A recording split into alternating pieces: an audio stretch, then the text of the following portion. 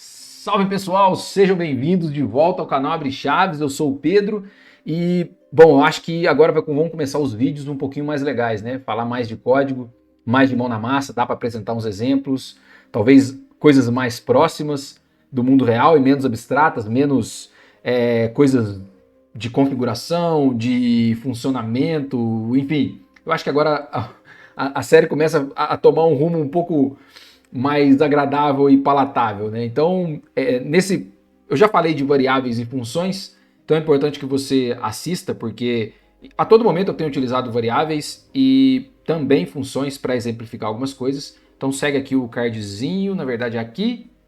E hoje vamos falar de estruturas condicionais. E nós temos duas. Nós temos o if e nós temos o switch. Então, bora lá.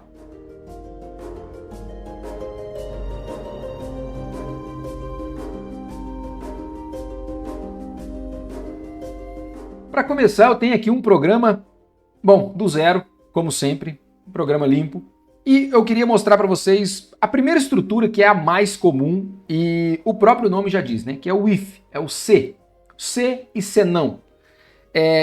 O if, né? O if é uma proposição, o se é uma proposição condicional. Então quer dizer o quê? Que ele testa uma condição. Então ele precisa de uma condição para que ele funcione.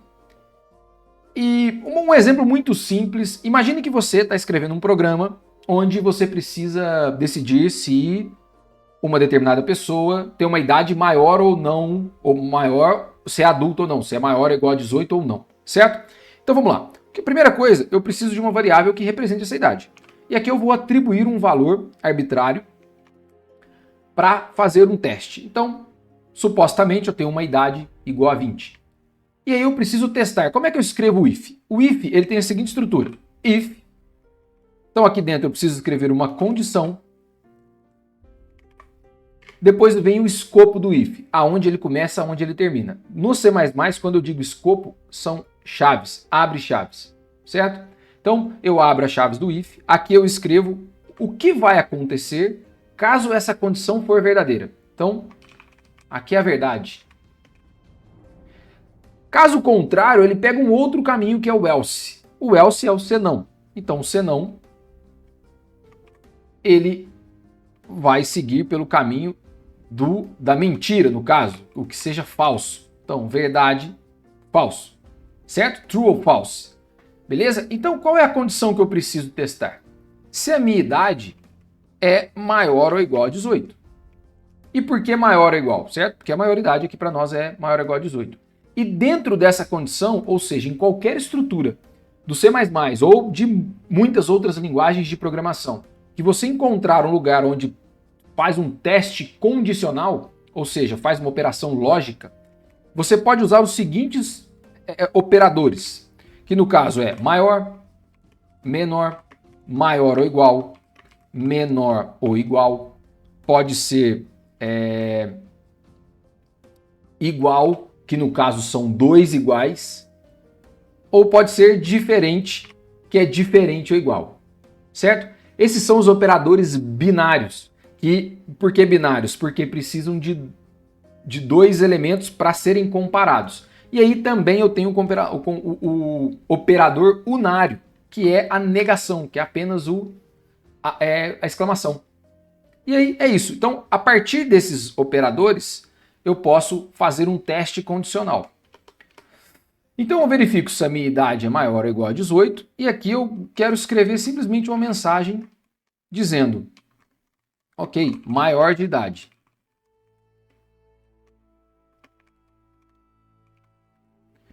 E caso não for, eu vou escrever menor de idade. Certo? Então vamos testar. Eu atribuí 20 para ver o que acontece. Maior de idade. Sim, ok, excelente. É isso que nós esperávamos. Então, vou mostrar para vocês uma coisa que eu não mostrei ainda, que é, ao invés de que eu atribuo o valor, como é que eu capturo esse valor do teclado? Então, ao invés de ter o 20 aqui, vamos deixar a variável. E, como eu tenho a função cout do IOStream, eu também tenho a função cin. E o cin é o seguinte, eu posso usar o std cin e ao invés de usar o operador menor, menor, esse é um operador menor, menor, Quando falarmos de operador, isso vai fazer sentido, tá? Eu uso o maior maior. Então, o CIN ele vai capturar a informação e jogar aonde? Na idade, certo? E aí eu posso fazer o teste. Então, ó, bom, aqui ele vai ficar no prompt, porque eu não coloquei nenhuma informação. Então, se eu colocar 10, por exemplo, ele vai... Ok, 10 é menor de idade. E encerra o programa, ó. Ele não tem mais nada para ser executado. Se eu executar de novo, colocar 3, menor de idade. Ó, já tinha testado o menor. Deixa eu testar o maior. 18, maior de idade, certo? O if basicamente é isso. Só que, agora, imagine que você, ao invés de testar a idade, você quer verificar, por exemplo, dentro de uma inscrição. Pessoas estão fazendo inscrições para participar de um campeonato. E dentro desse campeonato você tem diferentes categorias, também baseadas em idade. Só que ao invés de ser maior ou menor de idade, você agora tem categoria infantil, você tem a categoria juvenil, você tem a categoria adulto e master. São 4 categorias. E aí, vou colocar aqui as nossas condições como comentário. Então, eu vou colocar aqui infantil menor de 12, juvenil menor de 18, adulto menor de 40 e master para cima. Certo? É isso. Então, não tem idade. E como é que eu faço esses testes? Só que agora, como eu tenho uma lógica crescente ou decrescente, eu preciso pensar como que eu posso cobrir esses conjuntos de idades para que elas atendam às minhas condições. Então, o que eu começo, por exemplo, ou eu começo do maior para o menor ou do menor para o maior. Então, vamos reescrever esse cara. Como é que eu reescreveria? Como eu disse, começaria do menor para o maior ou do maior para o menor. Então, primeira coisa, eu verificaria se a idade é menor de 12, certo? Se ela é menor de 12, então eu vou escrever infantil, beleza? Vou copiar essa linha aqui para que depois eu vou repeti-la. Tá bom. Se ele não for menor de 12, ou seja, ele é maior de 12, então eu caio aqui no else. E aí eu posso escrever no outro if. Se ele é maior de 12 e menor de 18, eu posso escrever que ele é juvenil. Óbvio, como eu escrevi um else if aqui, e aí eu poderia escrever dessa mesma forma, certo? Eu posso, inclusive, escrever um else aqui, certo? E dentro desse else eu posso ter um outro if. E aí, dentro desse if, eu posso verificar, então, que a idade é menor. Se não é menor de 18, se não é menor de 12, não é menor de 18, então agora eu vou verificar se ela é menor de 40. Então, se ela é menor de 40, eu vou escrever aqui adulto. E, por fim, else, eu posso escrever master. Ficou um pouco confuso, certo? Pela indentação que eu segui. A indentação é o espaçamento a partir aqui do início do código, do início do editor. Não é exatamente assim como escrevemos. Eu só quis mostrar para vocês que quando temos apenas uma instrução, como aqui dentro do else, eu posso simplesmente escrever a instrução. Não preciso abrir ou fechar escopo com chaves. Isso serve para o else como serve para o if. E aí, quando eu escrevo else if, o if ele é como se fosse uma única instrução dentro do else, porque eu vou seguir o escopo do if, certo? Por isso que eu posso escrever assim, else if. Normalmente o que nós fazemos é assim que é formatado. Eu não tenho essa indentação, fica bem mais legível, né? E aí, se eu seguir escopo em todos, é bem justo que eu também coloque escopo nesse else. E é assim que fica. Fica muito mais legível dessa maneira, tá bom? Então é isso que acontece. E aí, eu vou fazer um teste só. Aqui colocar 50, master, certo? Então caiu dentro da condição que esperávamos. Falei que é um teste só, mas vou fazer 2.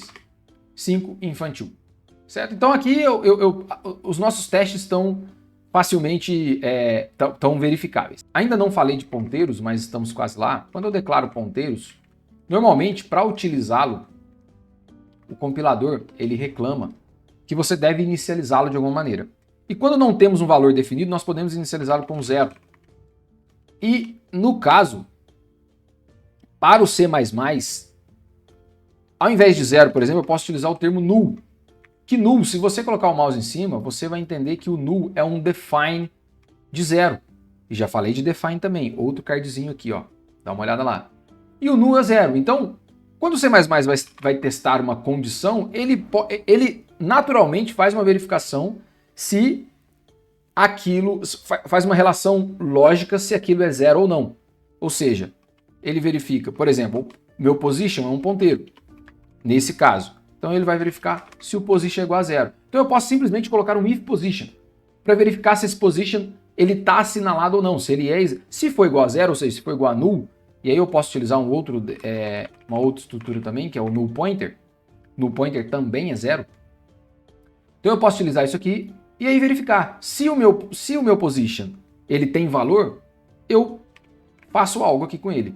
Caso contrário, beleza, eu ignoro. E aí, enfim, essa é uma